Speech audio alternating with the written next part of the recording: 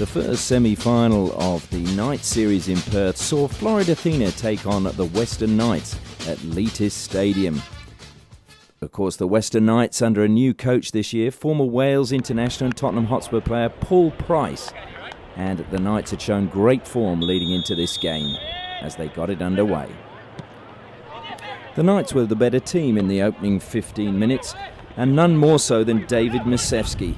In fact, it was his chance from the edge of the penalty area early on in the match that set the stall for the Knights at the very beginning of the game. Great bit of work down the left, the ball played in, and Masevski's shot was well saved by Floreat keeper Alex Dunn. The next chance for the Knights came from midfielder David Price, the coach's son, who picked up the ball near the edge of the box, and his shot just went inches wide of Dunn's left-hand post. This spurred Floreat into action, and Vatsitas on the left-hand side did some great work, whipping in a good cross, which was almost looked like it could have been a penalty, as Brad Scott appeared to be fouled by big Stuart Ferguson. But the referee waved play on, and the Knights got out of danger once again. The next chance for Floreat came from the most unlikely of sources. Simon Elton-Bott long-range effort just tipped over the bar by keeper Fraser Siddle. An outrageous effort. Floreat were gaining the ascendancy, and despite desperate defending by the Knights and on occasions wayward shooting, could not find the back of the net. But they were certainly coming into this game with great strength. In the 41st minute, that ascendancy paid off.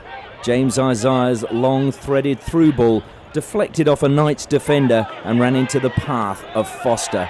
Foster did well to lift the ball over the advancing Siddle and pop the ball into the back of the net to give Floreat Athena a 1-0 lead.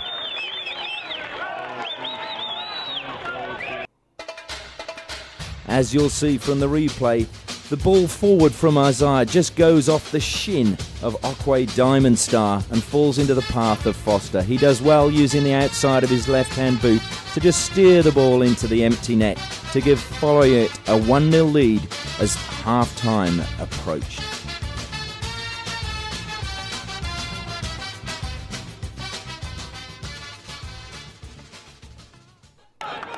Despite the nearness of half-time, there was still time for Floreat to get in an attack through Barrera on the left-hand side, but his good cross was cleared well by Ferguson.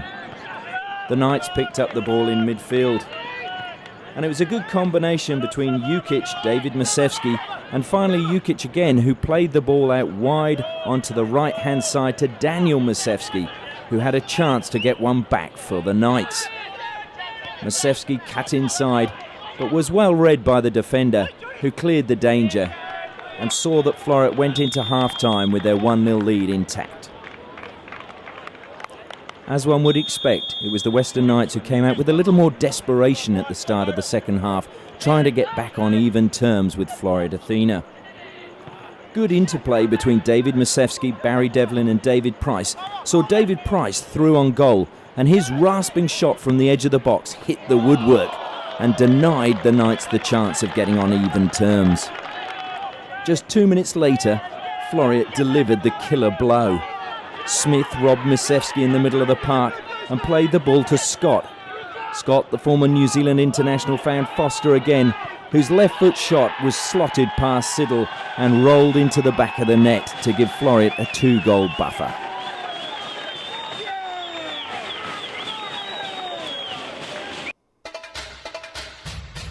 Scott's incisive pass again coming off a Knights defender, but fell nicely into the path of Foster. One touch and his left foot shot drilled into the bottom corner.